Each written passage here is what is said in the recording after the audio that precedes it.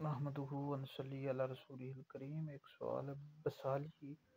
ضلع راولپنڈی سے ہمارے پاس ہے کہ چپکلی کو مارنے پر کتنا ثواب ہے اور اس کو کیوں مارا جاتا ہے، اس پر اتنا زیادہ ثواب کیوں ہے؟ تو اس سوال سے مسلم شریف کے حدیث ہے، نبی پاک علیہ السلام نے فرمایا جو چپکلی کو ایک وار میں مارے،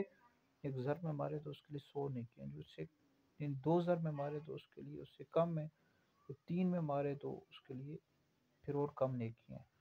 تو ایک دیکھیں اللہ رسول کا یہ حکم ہے،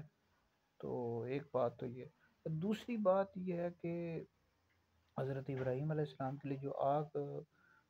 بھڑکائی گئی تھی، آگ میں آپ علیہ السلام کو ڈالا گیا تھا، تو اس پر یہ پھونکے ماری تھی آگ کو بھڑکانے کی نیت سے، اس وجہ سے نبی سے دشمنی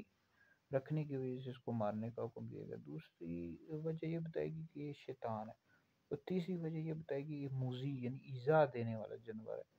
تو اس وجہ سے اس کو مارنے پر ثواب ہے۔ تو بہرحال چپکیلی کو مارنا چاہیے، اس پر بہت زیادہ ثواب ہے، 100 نیکیاں ملتی ہیں اگر ایک ہی ضرب میں آپ ماریں اس کو۔